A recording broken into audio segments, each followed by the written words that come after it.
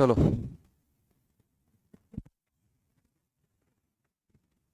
तो कल पढ़ा था नंबर सिस्टम, है ना। नंबर सिस्टम,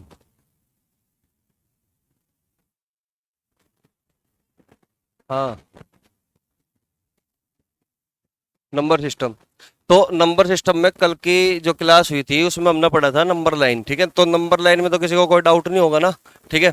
तो नंबर लाइन में हमने पढ़ा था इंटीजर यानी कि पूर्णांक जीरो के बारे में पढ़ा था, और साथ में परिमेय संख्या अपरिमेय संख्या के बारे में। यानी कि नंबर लाइन पर जिन नंबर को हम प्रदर्शित कर सकते हैं, डिनोट कर सकते हैं, वही क्या कहलाती है, वास्तविक संख्या है, रियल नंबर। यानी कि कुल मिलाकर हमने नंबर लाइन के थ्रू क्या पढ़ा, वास्तविक संख्याओं को पढ़ा, ठीक है। तो आज का जो टॉपिक होगा हमारा वो क्या होगा, नंबर यानी क्लासिफिकेशन ऑफ नंबर, ठीक है। तो यहां तक तो हमने कल जान लिया था नंबर लाइन पे। हाँ, इससे आगे चलो, बस स्टार्ट करो अब कल से, ठीक है। तो नंबर, तो बेसिकली जो नंबर है वो तो कॉम्प्लेक्स नंबर ही होता है, लेकिन कॉम्प्लेक्स जो नंबर होता है, सम्मिश्र संख्याएं, वो होती है एक तो वास्तविक संख्या और इमेजिनरी यानी कि काल्पनिक संख्या को मिलाकर तब जाके सम्मिश्र संख्या बनती है, ठीक है। तो यानी कि नंबर को अगर हम बांटे तो दो भागों में बांट लिया, ठीक है। एक तो वास्तविक संख्या होगी हमारी, यानी कि संख्या जो होगी वो दो तरह की होगी। नंबर एक, वास्तविक संख्या, वास्तविक संख्या जिसको हम बोलते हैं रियल नंबर, वास्तविक संख्या यानी कि रियल नंबर। क्लियर होगी बात, ठीक है। और जो दूसरी संख्या होगी वो होगी काल्पनिक संख्या, काल्पनिक संख्या जो हमारी कल्पनाओं में है, ठीक है ना। काल्पनिक संख्या यानी कि imaginary number, imaginary number. Clear होगी बात, ठीक है। तो वास्तविक संख्या के बारे में हमने कल भी पढ़ा था कि वास्तविक संख्या वे संख्याएं होती है जिनको हम नंबर लाइन पर डिनोट कर सकते हैं, प्रदर्शित कर सकते हैं। लिख लो इस बात को, ठीक है, कि वास्तविक संख्या वे संख्याएं होती है, वास्तविक संख्या वे संख्याएं होती है, वे संख्याएं होती है जिनको नंबर्स लाइन पर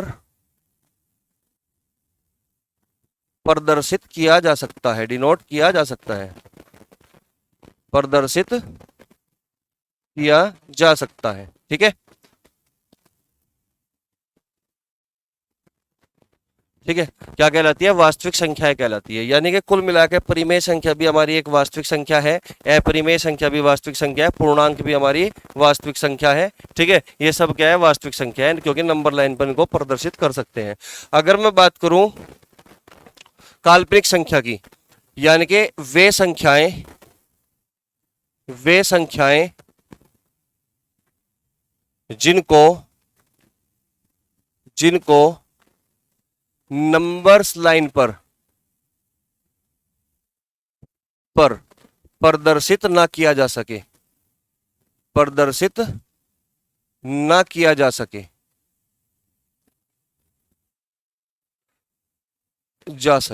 ठीक है, प्रदर्शित ना किया जा सके। नाम से स्पष्ट है, काल्पनिक यानी कि इमेजिनरी, ठीक है ना, जो हमारी कल्पनाओं में है। क्लियर होगी बात, काल्पनिक संख्या कहलाती है, ठीक है। अच्छा ये बताओ, काल्पनिक संख्या होती क्या है, काल्पनिक संख्या होती क्या है, ये बताओ। अच्छा, कोई बताओगा काल्पनिक संख्या कैसी होती है, जो आयोटा के साथ हो, है ना, जो आयोटा के साथ हो। कहने का मतलब ये हुआ कि आप मुझे एक बात बताओ, मैं यहां लिखता हूं 7, इसको मैं नंबर लाइन पे प्रदर्शित कर सकता हूं कि नहीं, कर सकता हूं, ठीक है।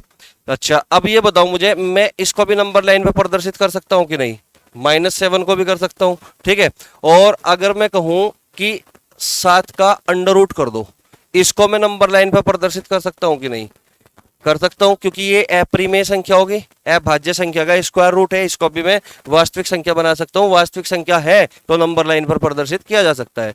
लेकिन अगर माइनस के साथ का मैं स्क्वायर रूट कर दूं तो इसी को क्या बोलते हैं हम, काल्पनिक संख्या। यानी कि मैं ये कह सकता हूं कि कोई भी वास्तविक संख्या अगर हम निगेटिव ले ले, यानी कि निगेटिव वास्तविक संख्या का अगर स्क्वायर रूट कर दे तो वही क्या कहलाती है, काल्पनिक संख्या कहलाती है, क्योंकि इसको हम नंबर लाइन पर प्रदर्शित नहीं कर सकते। तो इस बात को मैं कैसे लिख सकता हूं, माइनस के 7 का स्क्वायर रूट, यानी कि 7 का स्क्वायर रूट इंटू माइनस के 1 का स्क्वायर रूट, ठीक है। और इसको मैं बोल सकता हूं √7 इंटू आई, क्लियर, यानी कि √7i। तो ये जो आई है इसी को हम क्या बोलते हैं, आयोटा। और इस आयोटा की जो वैल्यू होती है, इस आयोटा की ही जो वैल्यू होती है वो माइनस के 1 का अंडर रूट होती है। बताओ समझ में आए कि नहीं। आयोटा की वैल्यू क्या होगी, माइनस के 1 का अंडर रूट। माइनस के 7 का अगर स्क्वायर रूट है तो ये ही तो हमारी काल्पनिक संख्या है ना, ठीक है ना। माइनस के 7 यानी कि काल्पनिक संख्या हमारी होती क्या है, निगेटिव रियल नंबर। कोई भी निगेटिव रियल नंबर हो उसका अगर मैं स्क्वायर रूट कर दूं तो यही हमारी कौन सी संख्या बनेगी, काल्पनिक संख्या। यही हमारी कौन सी संख्या बनेगी, काल्पनिक संख्या। क्लियर होगी बात यहाँ पे, ठीक है। जैसे कि मैंने लिख दिया यहाँ पे -9, -9 का अंडर रूट, -9 का अंडर रूट। तो इसको मैं इस तरीके से लिख सकता हूं ना, 9 को तो अलग कर लिया इंटू -1 का अंडर रूट, ठीक है। और -1 का जो स्क्वायर रूट होगा इसी को हम क्या बोलते हैं, आयोटा। और 9 का वर्गमूल करोगे तो कितना, 3, तो 3i आया ना। तो जो आयोटा, जिस नंबर के साथ आयोटा होगा उसी को क्या बोलते हैं, काल्पनिक संख्या बोलते हैं। बात समझ में आई। हालांकि ये हमारे सिलेबस में नहीं है, पेपर फर्स्ट के सिलेबस में नहीं है, सीटेट के सिलेबस में नहीं है। बस ये तो केवल नॉलेज के लिए था कि कोई भी रियल नंबर हो उसका निगेटिव साइन के साथ अगर स्क्वायर रूट करोगे तो ये बनेगी काल्पनिक संख्या। कोई दिक्कत तो नहीं, यहाँ तक कोई डाउट तो नहीं किसी को, ठीक है। तो चलिए आगे बढ़ो, आगे भाई। उतार लिया तुमने सब, जल्दी उतार लो। -7 मतलब क्या कह रहे हैं, -7 का रूट, इसका वर्ग, वर्ग तो नहीं करना ना इसका भी हमें, हाँ नहीं, माइनस नहीं हटने का ना, क्योंकि कभी भी स्क्वायर रूट से बाहर जो भी वैल्यू निकलती है वो हमेशा पॉजिटिव निकलती है, कभी भी निगेटिव नहीं निकलती। समझ रहे बात को, मतलब स्क्वायर रूट के बाहर जो भी वैल्यू निकलेगी वो हमेशा पॉजिटिव होती है, निगेटिव वैल्यू नहीं लेते हम। क्लियर होगी बात, हाँ हाँ हाँ, नहीं, हाँ ठीक है। क्योंकि देखो आयोटा है, देखो आयोटा है, आयोटा का मान कितना है, -1 का स्क्वायर रूट। क्लियर होगी बात। अब मैं अगर आयोटा स्क्वायर करूंगा, अगर मैं आयोटा स्क्वायर करूंगा तो इसका मान क्या निकलेगा, बताओ जरा, -1। आयोटा स्क्वायर का मान कितना हो जाएगा, -1, क्योंकि माइनस, देखो आयोटा का स्क्वायर, स्क्वायर ये रूट ही तो हटेगा लेकिन -1 तो रहेगा ना। समझ रहे बात को, तो आई स्क्वायर का मान क्या होगा, -1। यहाँ तक कोई दिक्कत तो नहीं अब, ठीक है। तो ये चीज है, खैर ये तुम्हारे सिलेबस में नहीं है, ठीक है। यहीं पे समझ लो कॉम्प्लेक्स नंबर, कॉम्प्लेक्स नंबर। तो जो कॉम्प्लेक्स नंबर होता है, कॉम्प्लेक्स नंबर, इनको हम क्या बोलते हैं, सम्मिश्र संख्याएं, ठीक है ना, सम्मिश्र संख्या। इसको z के द्वारा प्रदर्शित किया जाता है, z बराबर a plus b i, z बराबर a प्लस बी आई। तो यहाँ पे जो a होगा ये हमारा रियल पार्ट होगा, यानी कि ये हमारा रियल नंबर होगा। क्या होगा, रियल नंबर, ठीक है। और जो हमारा b होगा ये हमारा इमेजिनरी पार्ट होगा, यानी कि इमेजिनरी नंबर। समझे बात को। तो इसका मतलब ये कह सकते हैं कि कोई भी कॉम्प्लेक्स नंबर हमेशा वास्तविक संख्या और काल्पनिक संख्या के संयोग से ही बनती है, ठीक है। चाहे तो कह लो कि नंबर एक ही है और कॉम्प्लेक्स नंबर है वो, और उसके दो पार्ट हुए, रियल नंबर और एक इमेजिनरी नंबर। या फिर बोल सकते हैं कि नंबर दो ही थे, एक वास्तविक संख्या और एक काल्पनिक संख्या, ठीक है। इनसे क्या बना, कॉम्प्लेक्स नंबर। यहां तक कोई दिक्कत है क्या, समझ में आ रही बात यहाँ तक, ठीक है। आगे बढ़ो भाई, दौड़ लो जल्दी। कोई दिक्कत तो नहीं आता किसी को।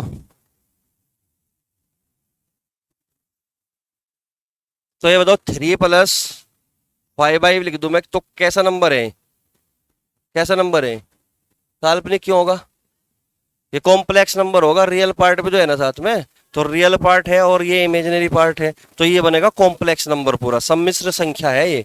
समझ रहे बात को, कोई दिक्कत तो नहीं, ठीक है, ये चीज है। चलो अगले उसमें, अब देखो जो वास्तविक संख्या थी हमारी, वास्तविक संख्या यानी कि रियल नंबर, वास्तविक संख्या यानी कि रियल नंबर। अब इसका क्लासिफिकेशन करेंगे हम दो पार्ट में, ठीक है ना, दो पार्ट में। एक तो हुआ परिमेय संख्या, परिमेय संख्या, और दूसरा क्या होगा, अपरिमेय संख्या, अपरिमेय संख्या। लिंक जोड़ते चलेंगे, ठीक है ना। वास्तविक संख्या समझा सबसे पहले हमने, वास्तविक संख्या क्या है, ठीक है। अब वास्तविक संख्या का मैं क्लासिफिकेशन कर रहा किसमें, परिमेय संख्या और अपरिमेय संख्या। परिमेय संख्या को हम इंग्लिश में क्या बोलते हैं, रेशनल नंबर, क्या बोलते हैं, रेशनल, रेशनल नंबर। और इसको क्या बोलते हैं, irrational number, irrational number. Clear होगी बात यहां तक, ठीक है। तो सबसे पहले हम समझेंगे परिमेय संख्या आखिर है क्या, परिमेय संख्या क्या होती है, ठीक है। तो परिमेय संख्या के बारे में समझो, बोल लो, वो लिख लोगे तुम अगर मैं बोल लूं तो, बोल लूं, चलो लिखो, वे संख्याएं, वे संख्याएं जिनको, जिनको P अपॉन Q की फॉर्म में, P अपॉन Q की फॉर्म में, अर्थात, अर्थात भिन्न के रूप में लिखा जा सके, अर्थात भिन्न के रूप में लिखा जा सके, लिखा जा सके। तो मैंने क्या बोला कि वे संख्याएं जिनको P अपॉन Q अर्थात भिन्न के रूप में लिखा जा सके। यहां तक कोई दिक्कत तो नहीं है किसी को, ठीक है। तो वे संख्याएं जिनको P अपॉन Q की फॉर्म में अर्थात भिन्न के रूप में लिखा जा सके। लेकिन इसकी दो शर्तें हैं, ठीक है ना, उनकी शर्तों पे काम करना पड़ेगा कि P अपॉन Q की फॉर्म में तो लिखा जा सके, ठीक है। लेकिन जो पहली शर्त होगी इसकी, इसने बोला कि भाई P और Q, P and Q belongs to integer, क्या हो गया, बिलोंग्स टू इंटीजर, ठीक है। कि भाई पी भी हमारा क्या हो, इंटीजर हो, इंटीजर का मतलब पूर्णांक हो, यानी कि कंप्लीट नंबर हो, पॉइंट में ना हो, फ्रैक्शन में ना हो, ठीक है ना। क्यू भी कैसा हो, हमारा इंटीजर हो, पूर्णांक हमने कल पढ़ा था ना कि माइनस के इनफाइनाइट से लेके जीरो को शामिल करते हुए प्लस के इनफाइनाइट तक सभी नंबर जो नंबर लाइन पर थे वे सारे के सारे क्या थे, पूर्णांक थे। क्लियर होगी बात, ठीक है। तो पी भी क्या होना चाहिए, एक कंप्लीट नंबर होना चाहिए, इंटीजर होना चाहिए, ठीक है। क्यू भी क्या होना चाहिए, इंटीजर होना चाहिए, ठीक है। लेकिन इससे बात नहीं बनी, ठीक है। तो दूसरी कंडीशन क्या थी कि पी और क्यू इंटीजर तो होगा, ठीक है, लेकिन साथ में q not equal to zero, कि क्यू कभी भी जीरो नहीं होना चाहिए, क्यू कभी भी जीरो नहीं होना चाहिए। हालांकि जीरो एक इंटीजर है, लेकिन यहाँ पे मना कर दी क्यू के लिए कि क्यू जो कभी भी जीरो नहीं होगा। कोई दिक्कत तो नहीं किसी को, उतारो जल्दी से कि पी और क्यू दोनों इंटीजर होने चाहिए। अगर किसी भी संख्या के बटे में अगर हम जीरो रख देंगे यहाँ पे, मान लो कोई भी नंबर n है, तो ये क्या हो जाएगा, अनंत नहीं हो जाएगा क्या। तो इसलिए कंडीशन बनाए कि p और q इंटीजर है, ठीक है, बात कोई दिक्कत नहीं है, लेकिन q जीरो नहीं होगा, क्योंकि अगर q जीरो हुआ तो ये अनंत होगा, ठीक है ना, ये चीज है। यहां तक कोई दिक्कत होनी किसी को, ये बिलोंग्स टू का साइन होता है, ये बिलोंग्स टू साइन है, ठीक है ना, कोई बात नहीं, लिख लो तुम जैसे भी लिखो, ठीक है। कि P और Q क्या होने चाहिए, इंटीजर होने चाहिए, दोनों के दोनों, ठीक है। लेकिन Q जीरो के बराबर नहीं होना चाहिए, ठीक है। यहां तक कोई दिक्कत तो नहीं है।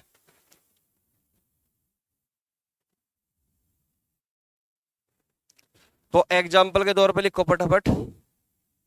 अब मुझे ये बताओ, मैं तुमसे कुछ पूछूंगा यहाँ पे, ये बताओ मुझे, अगर मैं कहूं एक, क्या ये एक परिमेय संख्या है, क्या ये एक परिमेय संख्या है या नहीं। क्योंकि एक को मैं पी अपॉन क्यू की फॉर्म में लिख सकता हूँ, भिन्न के रूप में लिख सकता हूँ, कैसे कि भाई हमने एक लिखा, ठीक है ना, तो ये पी बनेगा, तो इसके अपॉन में अगर मैं एक कर दूं तो कोई दिक्कत थोड़ी है भाई। पी क्या है, इंटीजर है, पूर्णांक है। क्यू क्या है, ये भी एक पूर्णांक है भाई, एक को मैं एक बटा एक भी तो लिख सकता हूँ ना, ठीक है ना। तो पी और क्यू दोनों के दोनों इंटीजर है और क्यू जीरो के बराबर नहीं होना चाहिए, ठीक है ना। तो एक क्या होगा, परिमेय संख्या होगी कि नहीं। अच्छा मैं तुमसे पूछूं जीरो बताओ, जीरो जीरो परिमेय संख्या है या नहीं। जीरो, जीरो परिमेय संख्या है या नहीं है, क्योंकि मैं जीरो को इस तरीके से लिख सकता हूं, जीरो बटा एक। भाई क्यू तो जीरो नहीं होना चाहिए ना, पी तो जीरो हो सकता है, पी के लिए तो कोई शर्त नहीं रखी ना कि पी जीरो नहीं होना चाहिए, ऐसा तो कुछ नहीं कहा ना। तो पी जो है इंटीजर, यानी कि जीरो एक इंटीजर है, इसका मतलब पी की वैल्यू जीरो हो सकती है, लेकिन क्यू जीरो नहीं होना चाहिए, क्यू की वैल्यू यहाँ पे एक होगी, ठीक है ना। तो जीरो को मैं जीरो बटा एक लिख सकता हूँ, पी अपॉन क्यू की फॉर्म में लिख सकता हूँ, भिन्न के रूप में लिखा जा सकता है। तो इसका मतलब जीरो भी क्या बनी भाई, परिमेय संख्या। कल हमने पढ़ा जीरो केवल एक इंटीजर था, है ना, आज हमने पढ़ा जीरो एक परिमेय संख्या भी है, यहां तक कोई दिक्कत तो नहीं किसी को, ठीक है। अगर मैं बोल दूं यहाँ पे कि भाई ये जो 25 है, 25 ये बताओ परिमेय संख्या है या नहीं। 25, 25 बटा एक परिमेय संख्या है, पी बटा क्यू है। अच्छा अब ये बताओ अगर मैं इसका अंडर रूट कर दूं तो ये अंडर रूट 25 ये क्या होगा, परिमेय संख्या होगा कि नहीं, साथ साथ में उतारते भी चलना, ठीक है ना। रूट 25 ये परिमेय संख्या होगा या नहीं होगा, होगा ना, क्योंकि रूट 25 का मतलब क्या होगा, 5, और 5 को लिखो मैं 5 बटा एक, यानी कि पी अपॉन क्यू की फॉर्म में लिखा जा सकता है, इसका मतलब क्या होगा, ये भी एक परिमेय संख्या होगी। क्लियर होगी बात यहाँ पे, ठीक है। माइनस के 29/7, ये बताओ ये परिमेय संख्या होगी कि नहीं। माइनस के 29/7 परिमेय संख्या है या नहीं। मैंने हमने अभी तो बताया ना कि p इंटीजर होना चाहिए, और इंटीजर पॉजिटिव और नेगेटिव दोनों हो सकते हैं। क्लियर होगी बात, ठीक है। तो p यहाँ पे माइनस के 29 है, और p इंटीजर है, क्योंकि इंटीजर पॉजिटिव भी हो सकता है और नेगेटिव भी हो सकता है, और q की वैल्यू यहाँ पे 7 है, q not equal to zero, q zero नहीं होना चाहिए बट 7 हो सकता है, इसका मतलब ये 29/7 जो माइनस का दिख रहा है ये क्या है, एक परिमेय संख्या होगी। कोई दिक्कत तो नहीं किसी को अब, ठीक है। अच्छा 22/7 बताओ, 22/7 परिमेय संख्या है, पी अपॉन क्यू की फॉर्म में लिखा हुआ है, ठीक है ना। 4/3/5 बताओ परिमेय संख्या है कि नहीं। 4/3/5 परिमेय संख्या है या नहीं, है कि नहीं है ना परिमेय संख्या, क्योंकि इसको मैं लिख सकता हूँ 5 चौक 20, 20 और 3 23, 23/5 लिख सकता हूँ, जो कि पी अपॉन क्यू की फॉर्म में लिखा जा सकता है। कोई डाउट है भाई किसी को, समझ में आई बात यहाँ तक। तो ये सब चीज क्या थी, परिमेय संख्या। अब तो कोई डाउट नहीं रहा होगा परिमेय संख्या में, तो ये सब क्या है, एटसेट्रा, ये सब है हमारी परिमेय संख्या। अब बताओ पहले परिमेय संख्या में कोई दिक्कत तो नहीं है। देखो जो चीज मैं पढ़ा रहा हूं तुम एक बार पढ़ लो, फिर बार बार पढ़ने की जरूरत ना पड़े, इस तरीके से पढ़ना है हमें, ठीक है। तो परिमेय संख्या का मतलब क्या होगा, रेशनल नंबर का मतलब क्या होगा, जिसको पी अपॉन क्यू की फॉर्म में लिखा जा सके, या भिन्न के रूप में लिखा जा सके। पी और क्यू दोनों क्या होने चाहिए भाई, इंटीजर होने चाहिए, ठीक है ना। लेकिन क्यू के लिए क्या शर्त रखी कि क्यू जीरो नहीं हो सकता, इसका मतलब पी जीरो हो सकता है। कोई दिक्कत तो नहीं यहां तक, ठीक है। अब लिखो यहाँ पे अपरिमेय संख्या के बारे में, बोलो। लिखो वे संख्याएं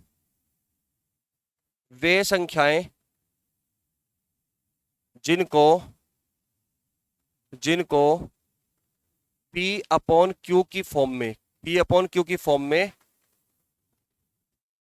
अर्थात भिन्न के रूप में ना लिखा जा सके, फॉर्म में अर्थात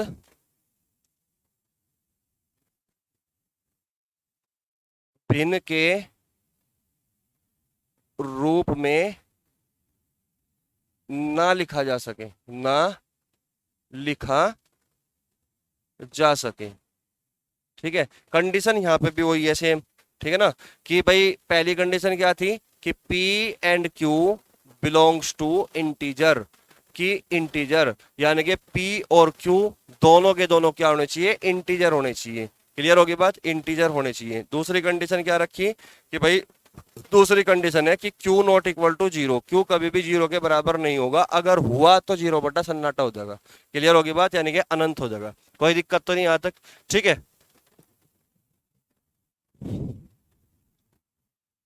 यहां तक उतारो जल्दी से।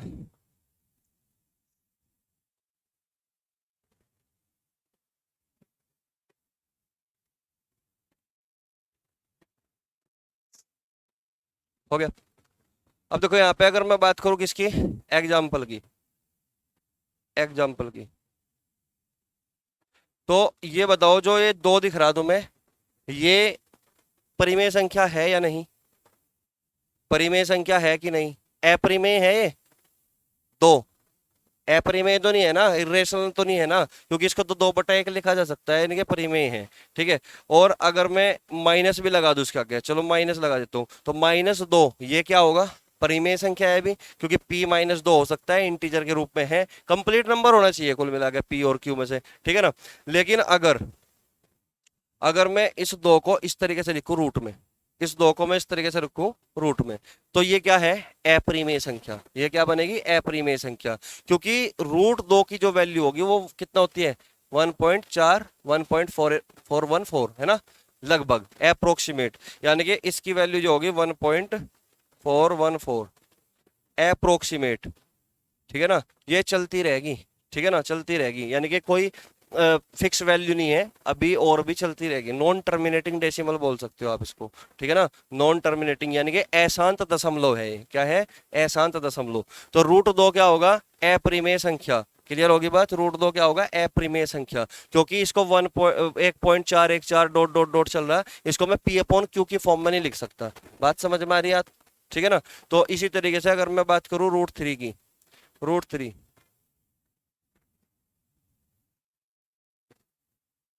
आगे तक चला जाएगा ना, इसके गात को शांति नहीं है, लालच ज्यादा है, चलती जा रही, चलती जा रही। समझ रहे बात को? ठीक है ना। √3 की वैल्यू क्या होगी? 1 पॉइंट यानी कि 1.732 लगभग में है ये, अप्रोक्सीमेट है ये। ठीक है ना। इस तरीके से चलती जा रही है। अशांत दशमलव है, अशांत दशमलव है ना, नॉन टर्मिनेटिंग डेसिमल। तो √3 भी क्या होगी? अपरिमेय संख्या, क्योंकि मैं इसको p/q की फॉर्म में नहीं लिख सकता। क्लियर होगी बात? तो ये क्या होगी? अपरिमेय संख्या। इसी तरीके से मैं बात करूं, यहां लिख रहा मैं यहाँ पे √5, तो √5 भी क्या होगा? अपरिमेय संख्या। ठीक है ना। √5 भी क्या होगा? अपरिमेय संख्या। ये बताओ, अगर मैं लिख दूं 4/11 और इसका कर दूं मैं √, तो क्या ये अपरिमेय संख्या होगा? क्या ये अपरिमेय संख्या होगा?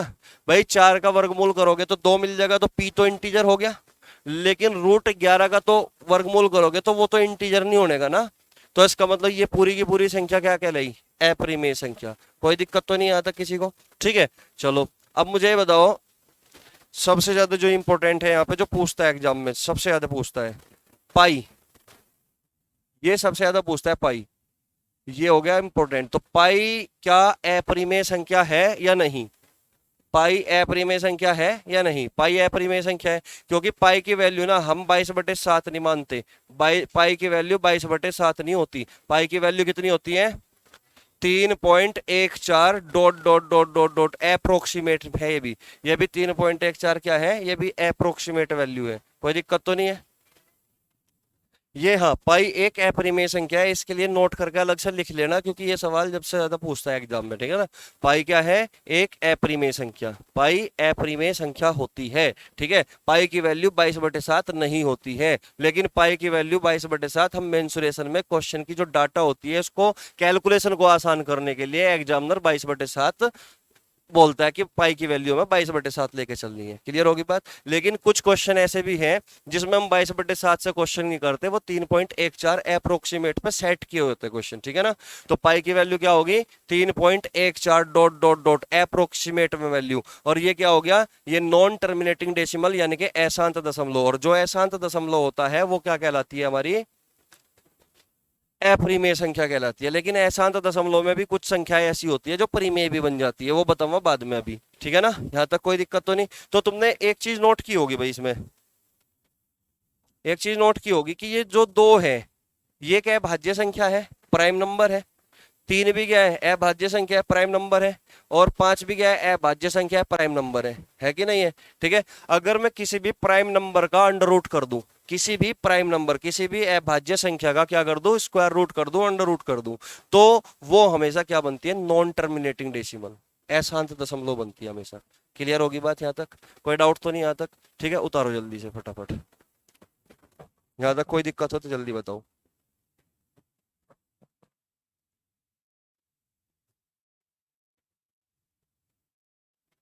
हो गया यहां तक?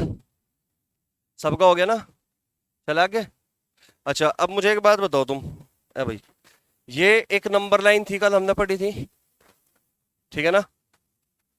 यहाँ पे 0 था, 1 था, 2 था, 3 था, डॉट डॉट डॉट प्लस के इनफाइनाइट था कि नहीं? और इधर माइनस के इनफाइनाइट था, माइनस के 1, माइनस के 2, माइनस के 3, डॉट डॉट डॉट इस तरीके से।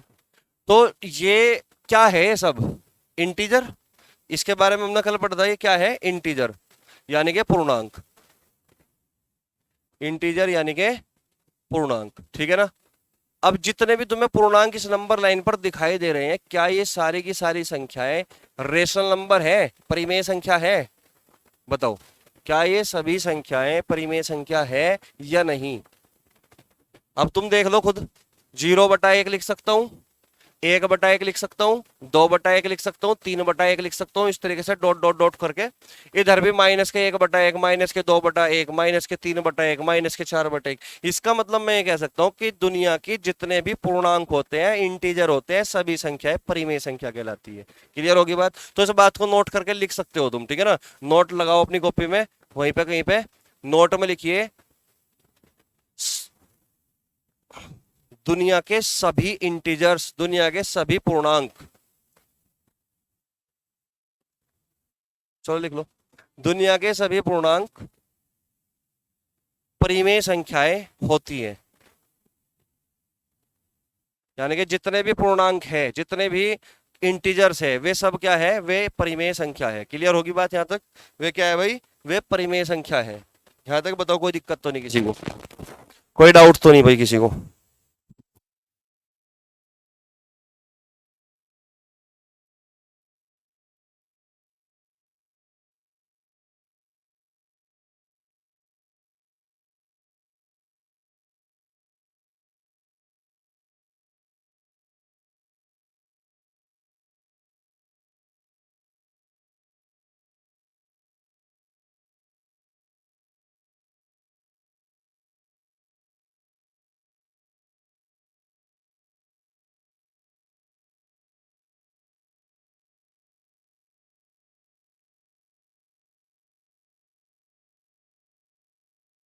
हेलो, हाँ, चलो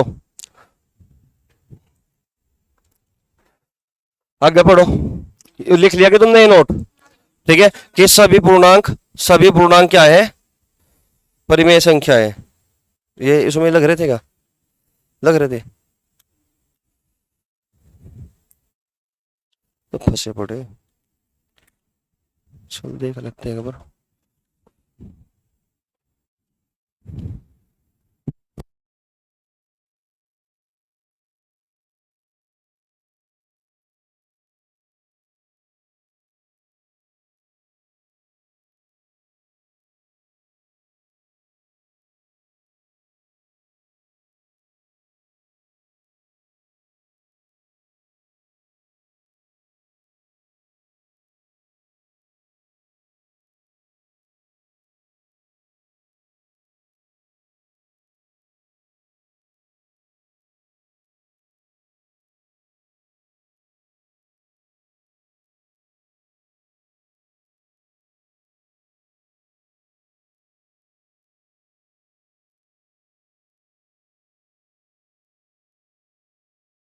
हेलो हेलो, हाँ, चलो भाई पढ़ो आगे। स्टाइल डाउन हो गए थे, चलो। वो कहाँ गया मार्कर? देना। लिख लिया भाई यहाँ तक? तो चलो अब लगाओ हेडिंग एक दूसरा,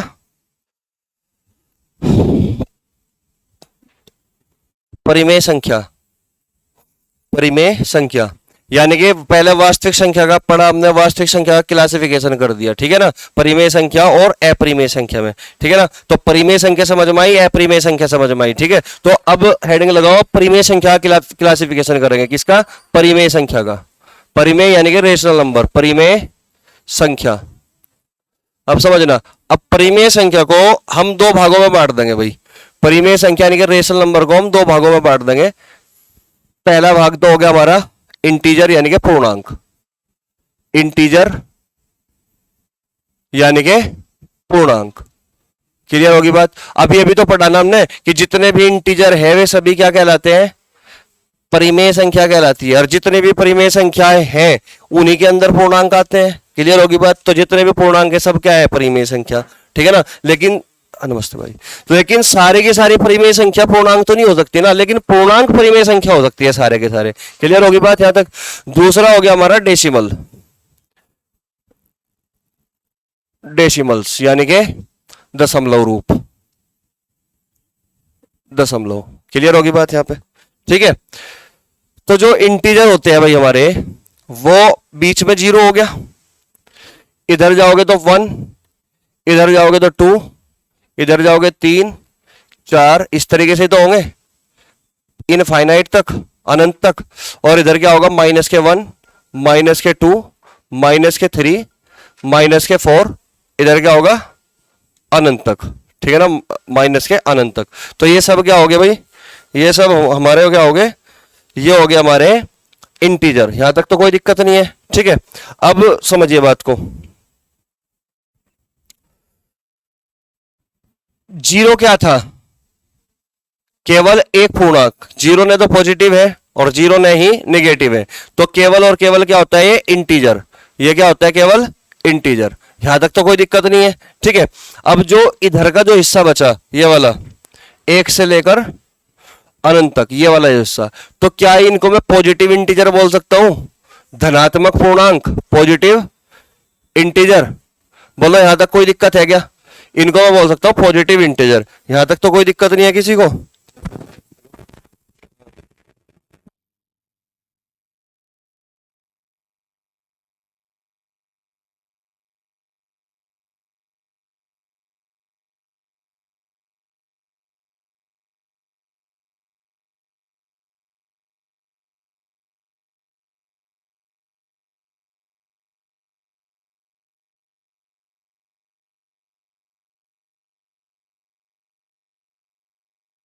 तो पुलिस दिवस के उपलक्ष्य में योगी ने वैकेंसी निकाल दी सिपाही की, 45,000 कुछ की, ठीक है। अभी फोन आया, ठीक है, चलो खैर पढ़ो।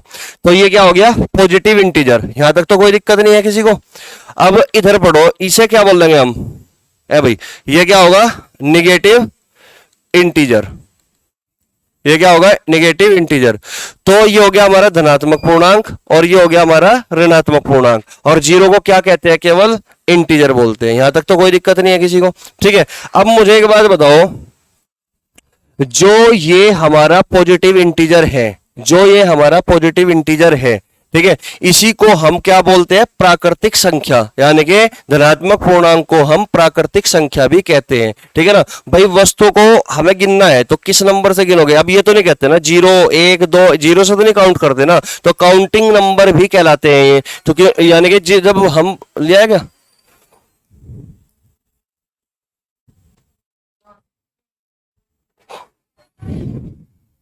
चल बाद में डाल दूंगा, लिखो, वस्तुओं को गिनने के लिए जिन नंबर्स का प्रयोग किया जाता है, ठीक है ना, यानी कि वस्तुओं को काउंट करने के लिए जिन नंबर्स का प्रयोग किया जाता है उनको हम क्या कहते हैं, काउंटिंग नंबर। और इन्हीं का दूसरा नाम क्या है, प्राकृतिक संख्या, ठीक है, यानी कि नेचुरल नंबर। तो इनको हम बोल सकते हैं नेचुरल नंबर, नेचुरल नंबर यानी कि प्राकृतिक, प्राकृतिक संख्या। क्लियर होगी बात। और प्राकृतिक संख्या या नेचुरल नंबर को ही हम दूसरे नाम से पुकार सकते हैं काउंटिंग नंबर, काउंटिंग नंबर। यहां तक तो कोई दिक्कत नहीं। तो इसका जो सेट तैयार होगा वो क्या होगा, काउंटिंग नंबर का या फिर नेचुरल नंबर का सेट जो तैयार होगा वो 1 2 3 4 डॉट डॉट डॉट डॉट कहां तक, अनंत तक। कई बार क्वेश्चन में पूछता भी है कि सबसे छोटी प्राकृतिक संख्या क्या है, बताओ जल्दी क्या है सबसे छोटी प्राकृतिक संख्याएं, क्या होगी सबसे छोटी प्राकृतिक संख्या, 1 होगी। यानी कि प्राकृतिक संख्या कहां से शुरू होती है, 1 से शुरू होती है, कहां तक जाती है, अनंत तक जाती है, इनफाइनाइट तक जाती है। कोई दिक्कत तो नहीं यहां तक, क्लियर होगी बात। तो काउंटिंग नंबर किसको बोलते हैं, प्राकृतिक संख्या को। और प्राकृतिक संख्या किसको बोलते हैं, नेचुरल नंबर को, है ना। नेचुरल नंबर किसको बोलते हैं, धनात्मक पूर्णांक को, यानी कि पॉजिटिव इंटीजर को। कोई दिक्कत तो नहीं किसी को इतनी बात में, ठीक है। और अगर मैं प्राकृतिक संख्या के सेट में किसको, 0 को भी इंक्लूड कर लू, शामिल कर लू, किसको, 0 को भी, तो ये प्राकृतिक संख्या ना रहकर ये पूर्ण संख्याएं बन जाती है। कहने का मतलब ये हुआ कि अगर मैं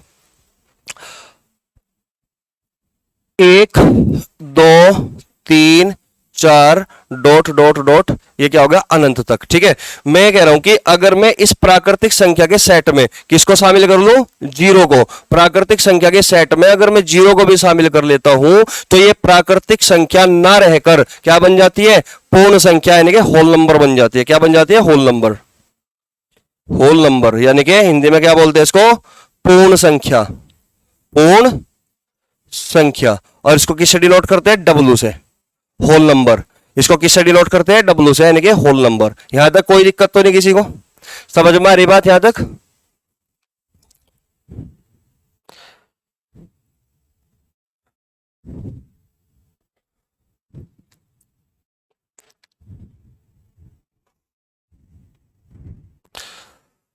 हो गया भाई, यहां तक नोट कर लिया सबने।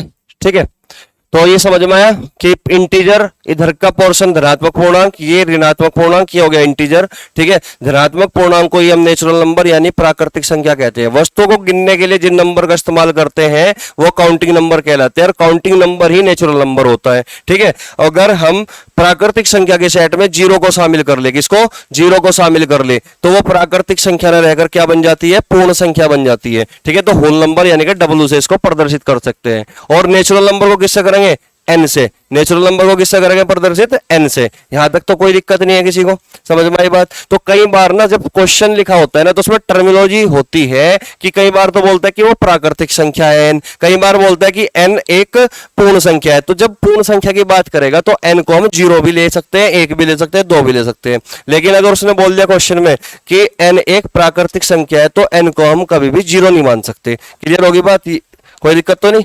तो ये सब चीज हमें यहां से पता लगेगा। ठीक है, सबसे छोटी प्राकृतिक संख्या क्या होगी, एक पूर्ण संख्या, सारी की सारी है, एक भी पूर्ण संख्या, दो भी पूर्ण संख्या, तीन भी। ठीक है ना, पूर्ण संख्या कहां से शुरू होती है, जीरो से। यहां तक कोई दिक्कत तो नहीं किसी को।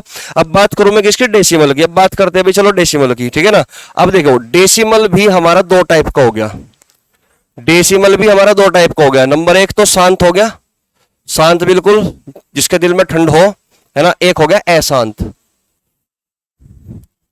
शांत दशमलव यानी कि शांत दशमलव, और एक हो गया अशांत दशमलव। शांत दशमलव को हम इंग्लिश में क्या बोलते हैं, टर्मिनेटिंग डेसिमल। क्या बोलते हैं, टर्मिनेटिंग, टर्मिनेटिंग डेसिमल। ठीक है, और इसको बोलते हैं non terminating decimal, non terminating decimal. यहां तक कोई दिक्कत। तो अब जो क्लासिफिकेशन होगा, अब किसका होगा, डेसिमल का होगा क्लासिफिकेशन, यानी कि दशमलव का। ठीक है ना, चलिए तो डेसिमल के बारे में पढ़ना है अब, डेसिमल्स। ठीक है ना, ये हो गए दो, एक तो शांत और एक अशांत। ठीक है, शांत दशमलव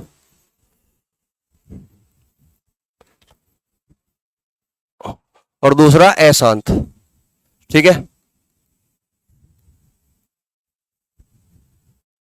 शांत और अशांत दशमलव।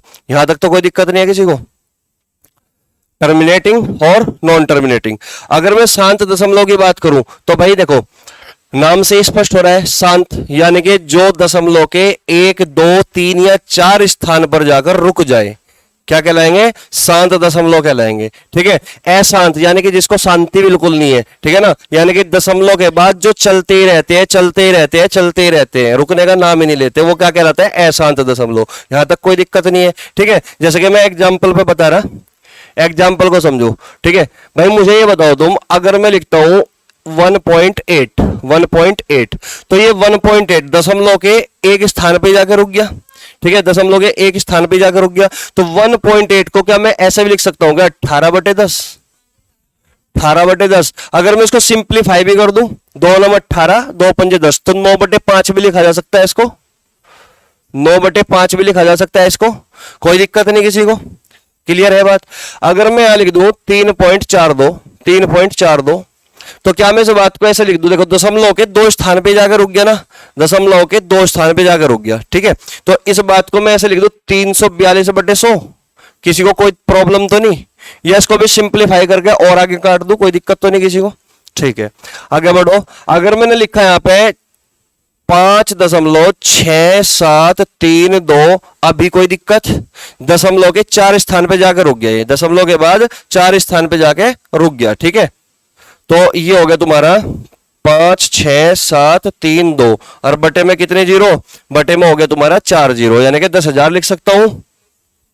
कोई दिक्कत तो नहीं यहां तक, ठीक है। तो शांत दशमलव का मतलब क्या होगा? शांत दशमलव का मतलब यही है कि दशमलव के 2, 3, 4, 5 स्थान पे जाके एकदम फुस हो जाएंगे, एकदम रुक जाएंगे, बिल्कुल क्लियर होगी बात, आगे बढ़ने का कोई नाम नहीं होगा, ठीक है। तो इसी को हम क्या बोलते हैं? शांत दशमलव। अब मुझे एक बात बताओ तुम यहीं पे, क्या मैं शांत दशमलव को P अपॉन Q के फॉर्म में लिख सकता हूं? क्या लिख सकता हूं शांत दशमलव को P अपॉन Q की फॉर्म में? अगर मैं इसको शांत दशमलव को P अपॉन Q की फॉर्म में लिख सकता हूं, यानी कि मैं भिन्न के रूप में लिख सकता हूं, और अगर मैं भिन्न के रूप में लिख सकता हूं तो इस बात का मतलब क्या होगा? ये एक परिमेय संख्या भी होगी। बोलो बात सही है क्या?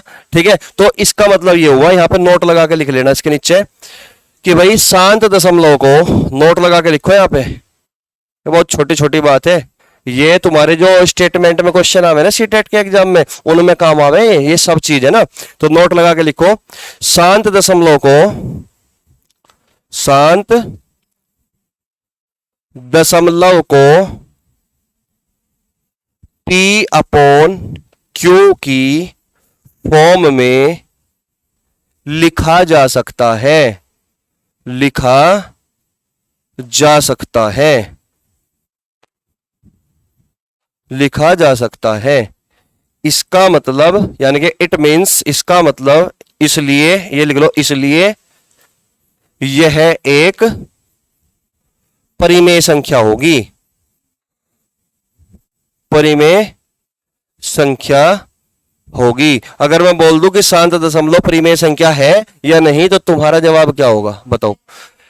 है, शांत दशमलव इसलिए लिखवा दिए नोट। यहां तक कोई समस्या हो तो बताओ, कोई दिक्कत नहीं है, आगे बढ़े। शांत दशमलव पूरा क्लियर हो गया, ठीक है ना, आगे बढ़ो। अब अगर मैं बात करूं किसकी? अशांत दशमलव की, तो मैं यहां देखता हूं कि इसको बोलते हैं नॉन टर्मिनेटिंग। क्या बोलते हैं? Non terminating.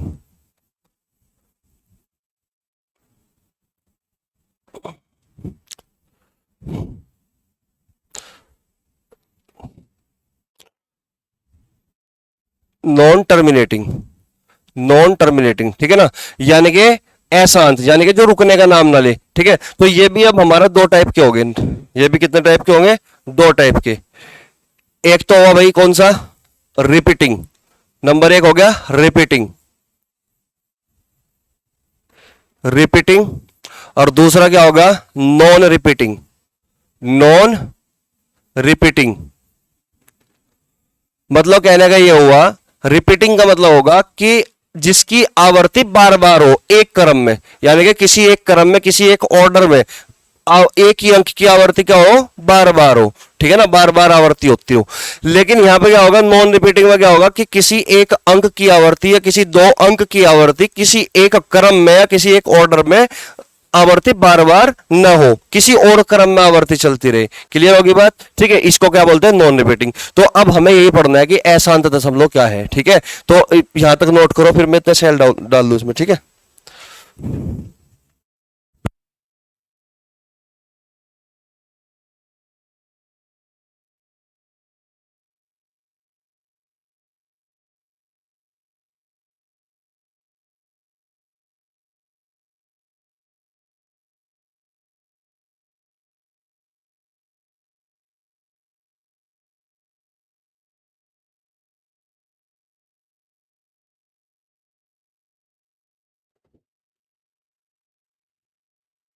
हो गया? अब समझो आगे, अशांत दशमलव के बारे में हमें पढ़ना है अब।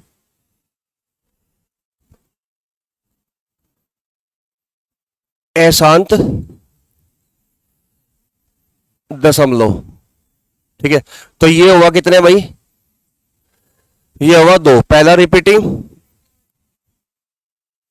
और रिपीटिंग, और दूसरा नॉन रिपीटिंग। अब ये अगर हिंदी में लिखो तो बड़ा लिखा जाएगा, तो इसमें इसी तरह का लिख लो, ठीक है। और जो अशांत दशमलव है ये क्या है? Non terminating, non terminating. तो इसका मतलब हुआ क्या कि हमारे अशांत दशमलव दो हुए, कौन कौन सा? Non terminating, repeating, decimal. क्या होगा? डेसिमल। ठीक है, और non terminating, non repeating, decimal, ये हमारे क्या हो गए? दो। अब देखो ये होगा कैसा, कैसे एग्जाम्पल से समझो इस चीज को। भाई मैंने लिखा 0.6 छ छ छ छ छ, इस तरीके से दे दिया। तो ये बताओ, ये इसमें जो 6 है या फिर 66 है या फिर 666 है, 6666 है, कुछ भी बोल सकता हूं मैं।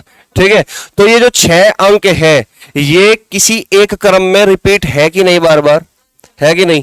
तो इस बात को मैं लिख दूं 0.6, 6 के ऊपर लाइन खींच दूं, यानी कि बार कर दूं, कोई दिक्कत तो नहीं किसी को?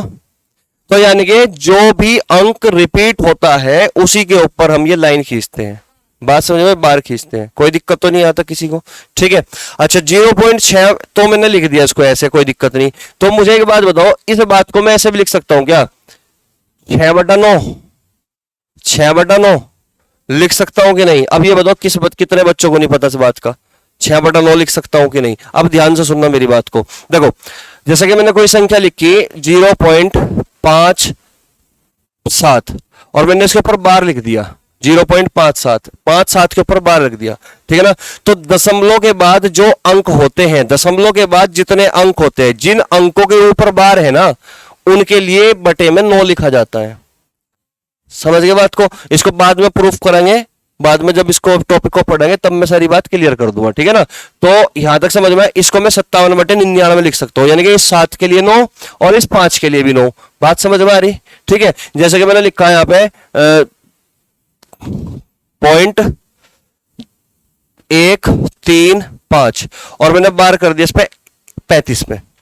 तो दशमलव के राइट हैंड साइड की बात कर रहा, केवल मैं दशमलव के राइट हैंड साइड की। इधर दशमलव के बाद बाई तरफ भी हम नंबर लिखेंगे, उसके लिए क्या करेंगे वो बाद में चर्चा करेंगे, ठीक है ना? तो इसको पूरा संख्या लिख दो 135/5 के लिए 9, इस 3 के लिए भी 9, लेकिन इस 1 के लिए 0, यानी कि इसके ऊपर बार नहीं है। तो जिसके ऊपर बार नहीं होता, दशमलव के राइट पोर्शन, दशमलव के राइट साइड में जिस अंक के ऊपर बार होगा उसके लिए 9 और जिसके ऊपर नहीं होता उसके लिए 0 लिखते हैं। बात समझ में आई? ठीक है, समझ में आई बात इतनी? अब समझिए आगे। तो भाई दशमलव के राइट पोर्शन पे 6 लिखा हुआ है और 6 के ऊपर बार लगा हुआ है, तो इसका मतलब मैं इसको 6/9 लिख सकता हूं, कोई दिक्कत तो नहीं। या फिर 3 दूनी 6, 3 3 9, 2/3 भी लिखा जा सकता है अगर मैं सिंप्लीफाई कर दूं उसको, ठीक है, लेकिन कोई दिक्कत नहीं है। अच्छा, अगर मैं लिखता हूं यहां पे 0.2323232323, तो समझ में आई बात? तो इस बात को मैं ऐसे लिख दूं 0.23, 0.23 के ऊपर बार, ठीक है? तो इस बात को क्या मैं ऐसे भी लिख सकता हूं क्या? 23/99 लिख सकता हूं कि नहीं? यहां तक कोई समस्या? तो इसका मतलब मैं इसको P/Q की फॉर्म में लिख पा रहा हूं, P/Q की फॉर्म में लिख पा रहा हूं। तो इसका मतलब मैं ये कह सकता हूं कि भाई नॉन टर्मिनेटिंग रिपीटिंग डेसिमल जो होता है इसको मैं P/Q की फॉर्म में लिख सकता हूं। और अगर मैं इसको P/Q की फॉर्म में अर्थात भिन्न के रूप में लिख सकता हूं, तो इस बात का मतलब होगा कि ये क्या होगा? एक परिमेय संख्या होगी। बात समझ में आई? ठीक है, तो लिखो नोट करके। तो समझ में आया? तो यहां पे हो क्या रहा था, यहां पे हो क्या रहा था, यहां पे एक अंक या 2 अंक या 3 अंक किसी एक क्रम में, किसी एक ऑर्डर में रिपीट होंगे बार बार, ठीक है ना? नॉन टर्मिनेट तो हो गए, मतलब अशांत तो हो गए, लेकिन इसके अंक भी तो किसी ऑर्डर में रिपीट हो रहे ना। समझ रहे बात को? इसी को हम बोलते हैं non terminating repeating decimal. Clear होगी बात? तो लिखो यहां पे नोट लगा के कि भाई अब इसको का मतलब क्या होगा? Non terminating. चलो लिख लो पहले पूरा, नॉन टर्मिनेटिंग रिपीटिंग डेसिमल को P/Q की फॉर्म में लिखा जा सकता है, P/Q की फॉर्म में लिखा जा सकता है।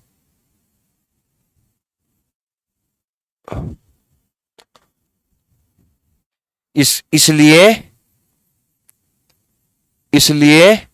यह एक परिमेय संख्या होगी, रेशनल नंबर होगा। बोलो बात समझ में आ रही क्या?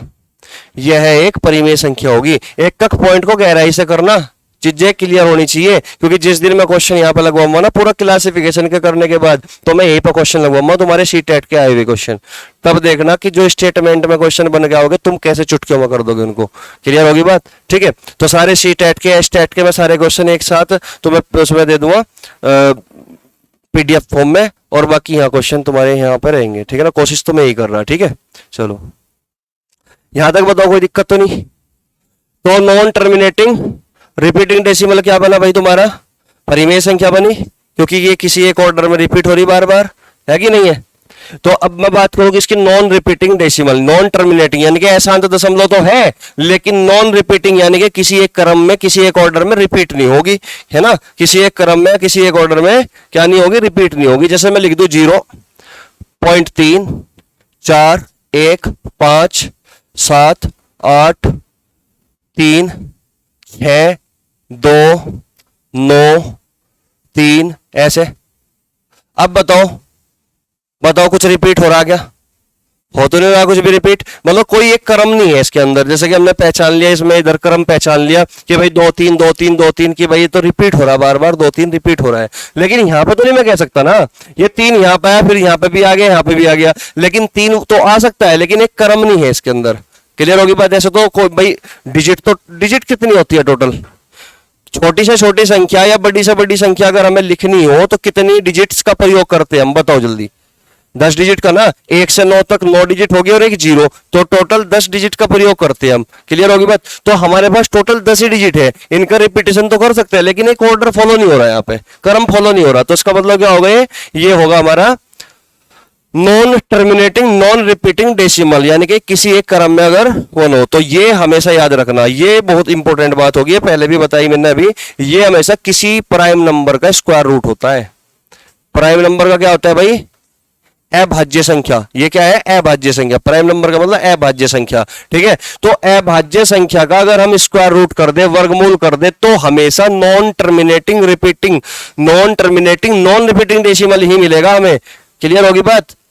अगर ऐसा डेसिमल मिलेगा तो इस बात को बताओ, मैं पी अपॉन क्यू की फॉर्म में लिख सकता हूँ क्या? इस तरह का एग्जाम्पल को नहीं लिख सकता।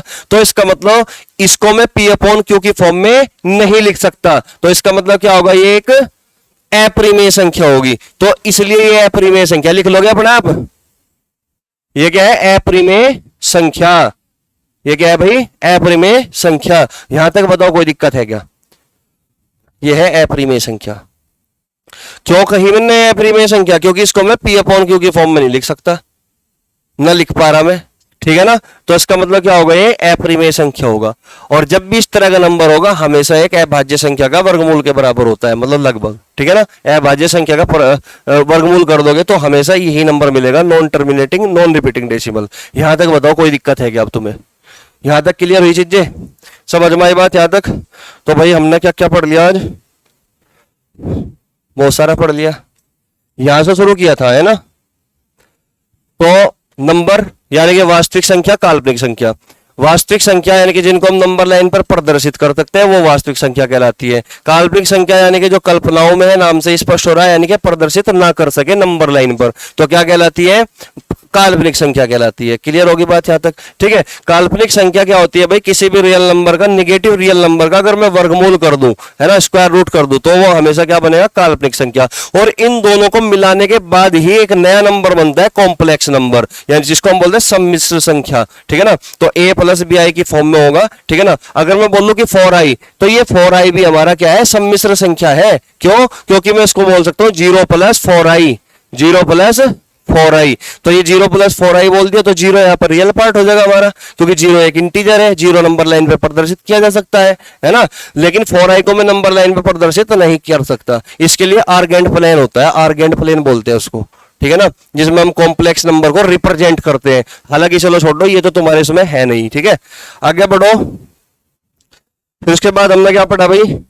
वास्तविक संख्या का क्लासिफिकेशन कर दिया परिमेय में, अपरिमेय में। परिमेय संख्या के बारे में समझ में आ गए सबके?